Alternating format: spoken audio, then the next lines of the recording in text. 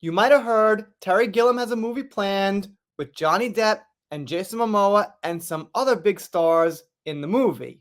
Now, the thing is, there are some Amber fans that are not so happy about this, and that's what I'm going to take a look at today. This person here, Little Miss PR Parody, says Jason Momoa is bottom of the barrel to acknowledge that a friend has been in a DV situation to pose as a supporter of her and other survivors, and then turn your back on her when it's no longer popular to bully her on set and collaborate with her abuser. Go to HELL. Wait a minute, I didn't get the memo that said Momoa and Amber were friends.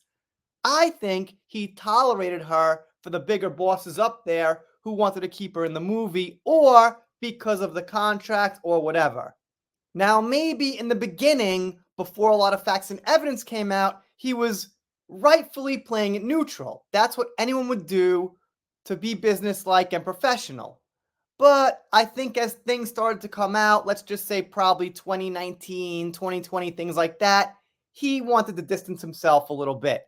When they were filming, it's understandable he'd keep good air until he absolutely knew the truth. But that's water under the bridge. The fact is, right now, he'll be working with Johnny. So let's see what some Amber fans are saying. So, Little Miss PR Parody continues. She's wearing an orange ribbon around her wrist. She explained the meaning of it sitting next to him. There's not a more blatant example of a public figure disregarding DV to cash in. Well, just because she explained something to him doesn't mean that he was all for it, or stood for it, or agreed. He got it explained to him. So? But I gotta say, there are less Amber fans than I thought. I'm seeing a lot of Johnny fans now pitching in with some common sense. Bully her on set? That wasn't even an allegation that she made. When did he ever acknowledge that she was on a DV situation or pose as her supporter? They were just co-stars, it doesn't even seem they were friends, and he saw the horrific evidence against her like we all did.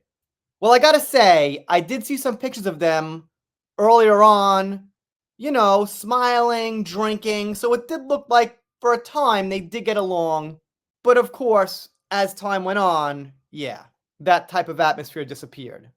Could it be the fact she was found to have lied with malice? Could it be that she lied to her therapist about him? Could it be because of her Aquaman 2 never got the promos it should have? Could it be that he didn't like liars and abusers? Just an idea. She brought it onto herself.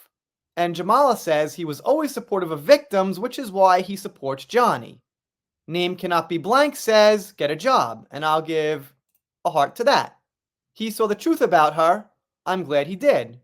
And then Emily clips this, where Momoa is quoted as saying something pretty nasty, but there's no context. He likes to R-word beautiful women and rip throats out, but I think what it is probably a character he played. It's about Khal Drogo, which is what Khal Drogo does on the show. So it seems like this person's making it like Momoa said that. I mean, of course, it's clipped out, just this little part of it. So that's garbage.